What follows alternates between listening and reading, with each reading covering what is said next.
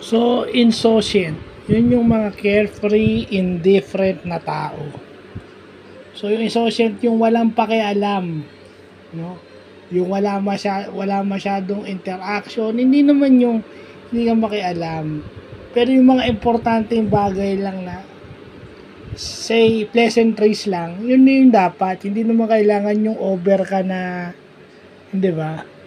Na buong araw ka na sa trabaho, parang wala kang yung good morning mo para man lang walang lambing, para kang patay na o kaya napipilitan lang yung greeting mo ng good morning, good afternoon, o hi, hello, pilit na pilit, di ba? I mean, maraming mga misinterpreted itong mga insouciant na to eh. Insouciant na to. Misinterpreted sila. So, kailangan mag-adjust kayo. Kasi hindi naman tama na lagi kayong indifferent at walang pakialam. Although, hindi lahat kailangan ng reaction nyo, pero sa mga bagay-bagay naman na kailangan yung reaction nyo, umakto naman kayo ng tama. Kasi i-reciprocate yun ng tao. I mean, hindi lang yun. You are insouciant or indifferent sa mararamdaman ng ibang mga tao. The only thing that matters to you is yung nararamdaman nyo. Diba? Ang katwiran pa nung iba is, gagawin ko rin yan kasi ginawa sa akin. Hindi lahat sa lahat ng bagay ganyan. Hindi porket ginawa sa'yo, gagawin mo rin. Kung mabuti ang ginawa sa'yo, yan, gumawa ka ng mabuti sa kanya at sa ibang tao.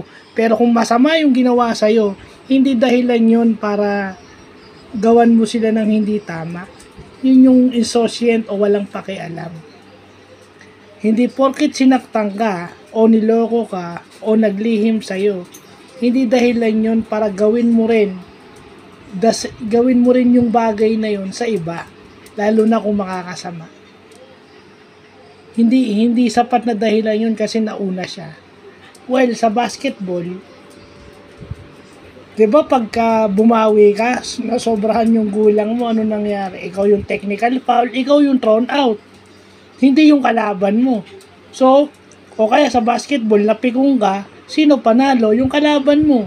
Ikaw ang titignan ng taong mas may kasalanan. O. Diba?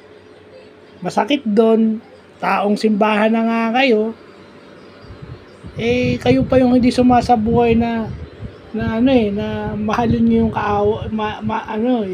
pag sinampal ka dito sa kabila, bigay mo yung kabila. Ibig sabihin lang pala nun, ibigay mo yung part na hindi galit. So ibig sabihin, kung naiinis ka, hindi mo ka dapat bumawi. Pag naiinis ka, lumayo ka. Hindi yung babawian mo. So, yun lang insouciant, yung mga indifferent. You can never be indifferent. So, yun lang po.